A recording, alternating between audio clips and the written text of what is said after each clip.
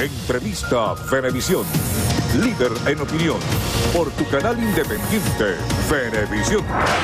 Estamos listos para iniciar nuestra conversación con el invitado del día de hoy. Él es Saúl Ortega, diputado ante el Parlamento en representación del Partido Socialista Unido de Venezuela. Gracias por acompañarnos. No, bueno, gracias a ti por la invitación y por supuesto a Venevisión. En todas estas horas, el análisis acerca de los resultados electorales, de lo que sucedió el día de ayer en Estados Unidos, ha causado muchísimas interpretaciones, ha causado polémicas. ¿Por qué ganó Trump? ¿Por qué perdió Hillary? ¿Cuáles pudieran ser? Y sobre todo las implicaciones que esto tendría para los latinoamericanos y para los venezolanos, tanto los que están en Estados Unidos como los que están aquí en Venezuela. ¿Cuál es la lectura cuando a esta hora no hay un pronunciamiento oficial por parte del gobierno de Venezuela, no hay un pronunciamiento por parte de la canciller Delcy Rodríguez ni del presidente Nicolás Maduro? ¿Cuál es la postura del gobierno de Venezuela ante esta victoria? Bueno, la postura te la tiene que definir quienes oficialmente la tienen que digamos, producir la declaración. Y yo tengo una lectura antes, durante y después. Antes creo que lamentablemente el pueblo norteamericano no tiene un mecanismo de revocatorio para haber revocado los dos candidatos que eran muy malos, que representaban lo peorcito de los Estados Unidos. Entrampado en esas dos candidaturas siempre estuve consciente que ganaba el señor Trump por algunas cosas de su mensaje muy típico él estaba hablando al americano básico, ¿no? A este gringo, blanco, machista, racista, patán, que con su discurso pues logró movilizar ese voto tan importante. Lo otro que hay que considerar es que este es un candidato antisistema de ultraderecha. Habíamos conocido muchos candidatos antisistema de izquierda, pero desde Hitler hasta ahora no se conocía un candidato antisistema de ultraderecha. Y es un elemento importante porque él le habló también al ciudadano común americano de políticas de Estado que le afectan su bolsillo. Sí, el tema de los impuestos, las políticas migratorias. Que de paso no va a poder cambiar el señor Trump, pero se atrevió a decirlo. Se atrevió a decir que, bueno, que había que cambiar las políticas de la OTAN, que eso lo costea el bolsillo del americano, de las famosas intervenciones, las guerras, los cambios de regímenes que no les convenían. Todo eso es una inversión norteamericana y sale del bolsillo del votante. Es una política de Estado que no la va a cambiar el señor Trump porque tiene... A pesar de contar con el respaldo del Congreso. Ni con el Congreso que tenga. Lo impone en el Pentágono, el complejo militar industrial norteamericano, y él no va a cambiar eso.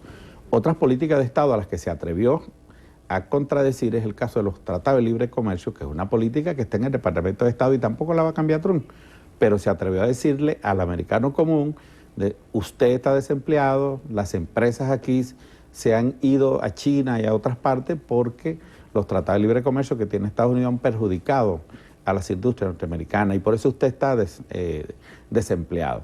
Le habló también a ese americano básico de que la inmigración es la que produce el gran desempleo que tienen los norteamericanos. O sea, se metió en los temas más sensibles. En profundidades, así como cosas domésticas, como es el machismo y otras cosas. Todo eso pues le daba un perfil, digamos, bien visto frente a lo que es el americano básico. Entonces, él había trabajado los elementos que le permitían pues estas cosas. Ahora, ¿de qué va a haber cambios en los Estados Unidos? Es muy difícil porque no va a poder cambiar las políticas de Estado. Y cambios hacia Venezuela tampoco.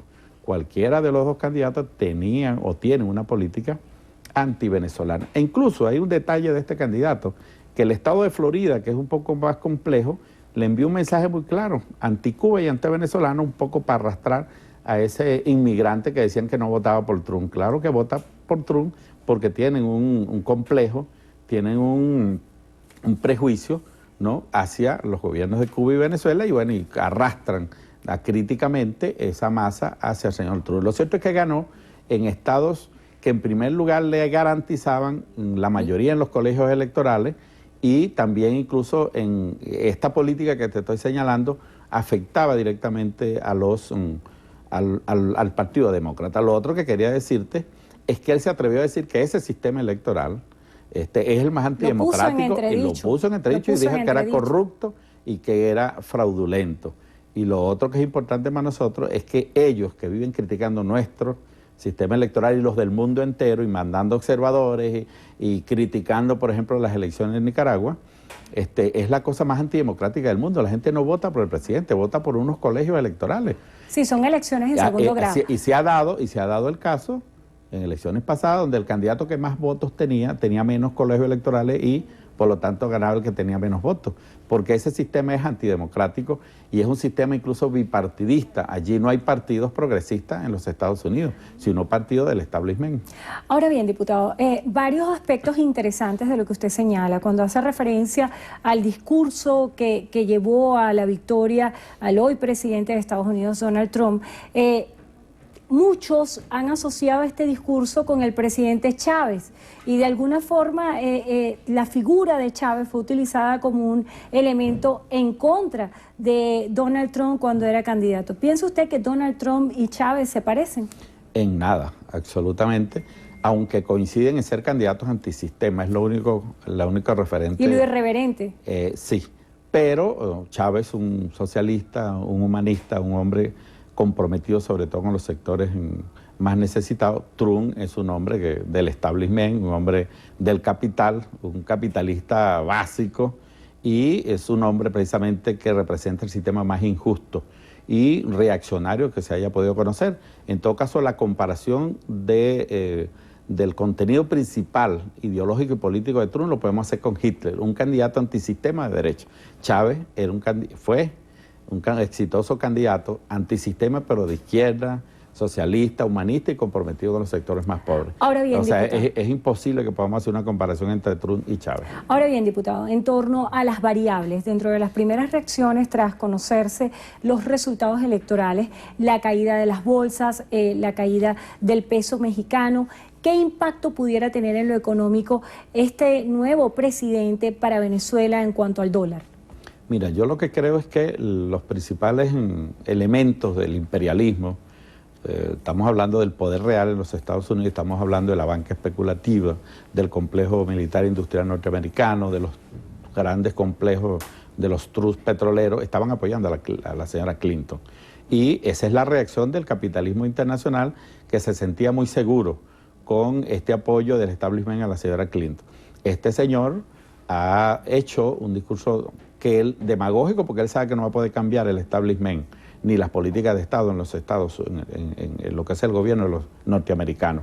Pero bueno, le sirvió por lo menos para llegar a la presidencia, cosa que es muy difícil para cambiar las políticas de Estado que tienen un impacto en el mundo entero. Este señor es muy peligroso, porque hoy el mundo es más inseguro. Tenemos un señor con unas conductas irascibles, alocadas, y que pudiese conducir al mundo a una tercera guerra mundial. Precisamente quienes luchamos por la paz, por la estabilidad, por los derechos de los pueblos, hoy el mundo entero es más inseguro y está amenazado por la conducta de este señor, que no sabemos hacia dónde puede empujar al mundo y particularmente a los vecinos de América Latina y el Caribe. En cuanto a los mercados petroleros, ¿cuáles pudieran ser las variables considerando que Venezuela es el principal proveedor de petróleo de Estados Unidos? Mira, el mercado petrolero ya amaneció con una buena noticia en cuanto a que países que tenían alguna resistencia se suman a la política que el presidente Nicolás Maduro ha estado trabajando con nuestros socios de recortes de producción, de los recortes y la disciplina en la producción petrolera. Creo que eso va a tener éxito y no es Trump precisamente el vocero de las empresas petroleras norteamericanas. Acuérdate que él viene del sector inmobiliario. En ese sentido, yo veo, digamos, que el ambiente sigue siendo favorable a las políticas que se han buscado con nuestros socios y con nuestros aliados en el mundo, y bueno, ya veremos cuál va a ser el comportamiento del señor Trump. Pero lo identifico más con el sector inmobiliario, con un sector minoritario del peso del capital norteamericano, ya que la mayoría de los factores de poder se alinearon con la señora Clinton. En todo caso, son los grandes derrotados en esta elección. Por supuesto, sus mecanismos de control político los implementarán para someter al señor Trump y meterlo en cintura en lo que es la política, pues, de Estado que tiene el gobierno norteamericano. En cuanto a la salutación que hiciera el presidente Vladimir Putin a Donald Trump tras conocerse los resultados, ¿piensa usted que la figura de Rusia pudiera mediar en la mejora de las relaciones entre Estados Unidos y Venezuela? Mira, sería lo deseable una relación de respeto entre Rusia y los Estados Unidos.